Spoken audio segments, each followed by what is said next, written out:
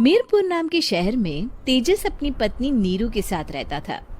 पति पत्नी दोनों ही नौकरी करते थे। एक दिन तेजस गांव अपनी माँ के पास फोन करता है। हेलो, प्रणाम माँ। जीते रहो माँ, तुम दादी बनने वाली हो हैं? अरे वाह, ठीक है बेटा, मैं कल ही आती हूँ। जब माँ जी शहर पहुंची तो बेटे बहू ने बहुत अच्छे से स्वागत किया। लीजिए माँ जी चाय। अरे गर्मा गर्म पकोड़े ले आओ माँ के लिए। नीरू रसोई में गई और 2 मिनट में ही पकोड़े ले आई। जी ये लीजिए। बहू जादू से बनाए हैं क्या? अभी तो रसोई में गई थी।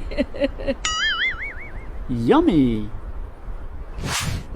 माँ जी, शीला रसोई में पकोड़े तल रही है, मैं बस लेकर आई। हे भगवान, मेरा धर्म भ्रष्ट कर दिया तूने। अब तो गंगा जल से शुद्धिकरण करना होगा। दूसरे दिन, माँ जी मैंने नाश्ता बना दिया है, ऑफिस जा रही हूँ।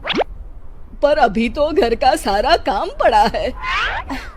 शीला आती ही होगी, झाड़ू पोछा बर्तन कपड़े वो सब कर लेगी। हमारे जमाने में घर का सारा काम हम ही करते थे। जी माँ जी, आप बहुत होशियार हैं, मैं घर ऑफिस दोनों नहीं संभाल पाती। तो जरूरत क्या है घर से बाहर जाकर चाकरी करने की? वैसे भी घर का काम खुद करने से घर में बरकत आती है, समझी? पर माँ जी। पर वर कुछ नहीं, इस महीने की पगार मिले फिर ऑफिस बंद है। हाँ। रात को नीरू तेजस से कहती है, सुनिए जी, माँ जी बोल रही थी कि मैं नौकरी छोड़ दूं।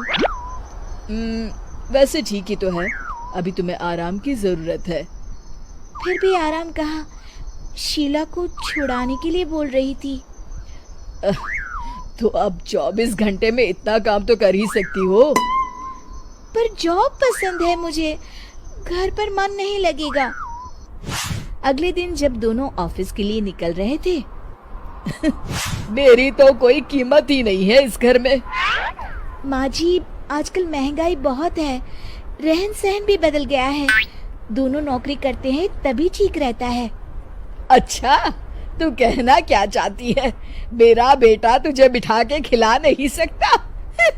तू ही इस घर का खर्च चला रही है, हैं? नहीं माँ जी, मेरा वो मतलब नहीं था। मतलब खूब समझती हूँ, ये बाल धूप में सफेद नहीं किए मैंने। हाँ। अब तो ये रोज का काम हो गया था। तेजस भी रोज की झिकझिक से परेशान हो गया था। एक दिन उसने कहा, नीरू, वैसे भी तुम्हें मैटरनिटी लीव मिलने वाली है, तो अभी से ही छुट्टी ले लो। पर क्या, मेरी सैलरी अच्छी खासी है। आखिर नीरू ने रिजाइन कर दिया। जब बच्चा हुआ तो घर में सब बहुत खुश हुए। कुछ दिनों बाद तेजस फाइल देख रहा था। क्या हुआ तेजस, कुछ परेशान लग रहे हो? हाँ, वो हमारी जितनी सेविंग्स थी वो तो हॉस्पिटल में और छठी के फंक्शन में खत्म हो गई है नीरू। और अभी वैसे मंदी चल रही है तो मैं बोल रही थी कल मुन्ना को हेपेटाइटिस का टीका लगवाना है। नीरू, क्या पोस्टपोन नहीं कर सकते? नहीं जी, बिल्कुल नहीं।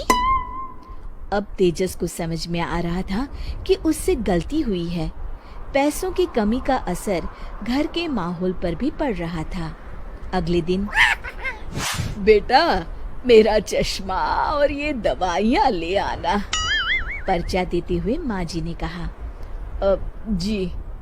तेजस, मुन्ना के लिए दूध का डिब्बा और डायपर भी ले आना, और ये किराने के सामान की लिस्ट है, इसे भी लाना है।